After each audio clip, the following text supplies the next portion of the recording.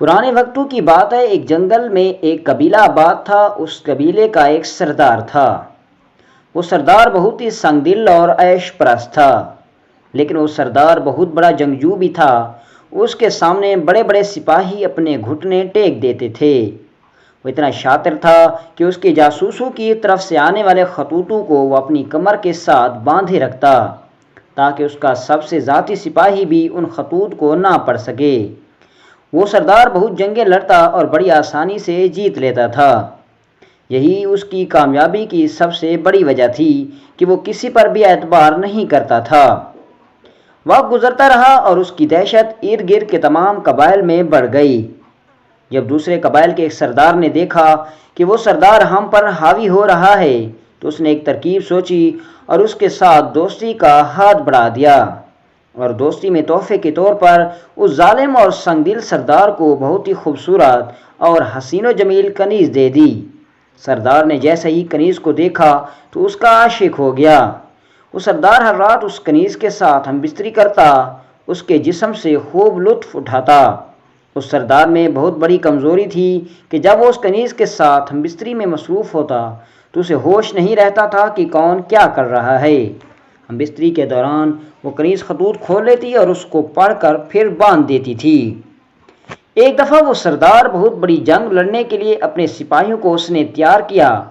سردار کو بہت یقین تھا کہ میں یہ جنگ آسانی سے جیت جاؤں گا، لیکن اس جنگ میں اس کو بہت بری شکست ہوئی اور اپنے سپاہیوں کو مروا کر اکیلا لوٹا تو اسے خود پر بہت زیادہ غصہ آیا، اور اس نے سوچا کہ مجھ سے ایسی کون سی غلطی ہو رہی ہے جس سے میں اتنی جنگیں ہار چکا ہوں۔ یہ سوچ سوچ کر وہ سردار تڑپ رہا تھا، لیکن غصے میں اس کی سمجھ میں کچھ نہیں آ رہا تھا۔ یہ سب حالات اس کا ایک نیک دل سپاہی دیکھ رہا تھا، جو کہ محل کی نگہبانی میں مقرر تھا۔ وہ سردار کے پاس آیا اور کہا، حضور اگر آپ اجازت دیں تو میں آپ کی پریشانی کا حل بتا سکتا ہوں۔ سردار نے کہا کہ تم ایک معمولی سے سپاہی ہو، تم میری کیا مدد کرو گے؟ اس نے کہا، سردار اگر میری ترکیب سے آپ کو کامیابی نہ ہوئی تو آپ مجھے قتل کروا کے لٹکا دینا، لیکن اگر آپ فتح یاب ہوئے تو میری آپ کو ایک شرط ماننا پڑے گی۔ سردار کو اس کی باتوں میں تجسس پیدا ہو گیا، کیونکہ ایک معمولی سی سپاہی اتنی بڑی بات کیسے کر سکتا ہے۔ سردار نے حامی بھر لی اور اس نے اپنے سپاہی سے کہا کہ اپنی شرط بتاؤ۔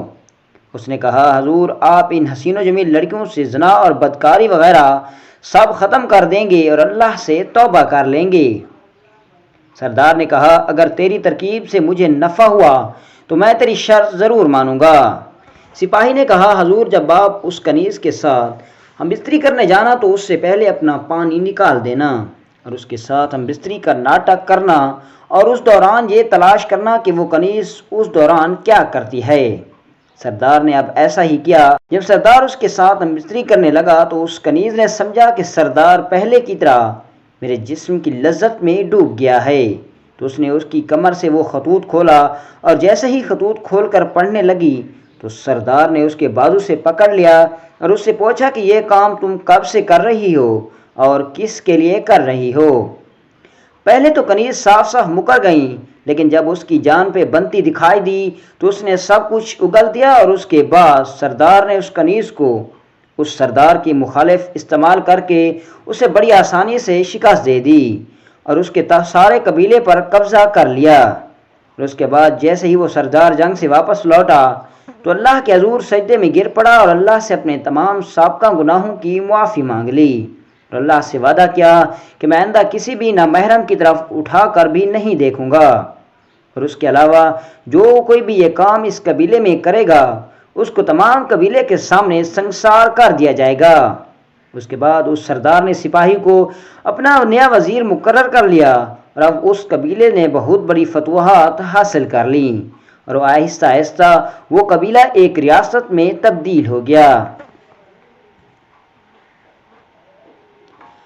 دوستو امید ہے کہ آپ کو ہماری یہ دلچسپ کہانی بہت اچھی لگی ہوگی۔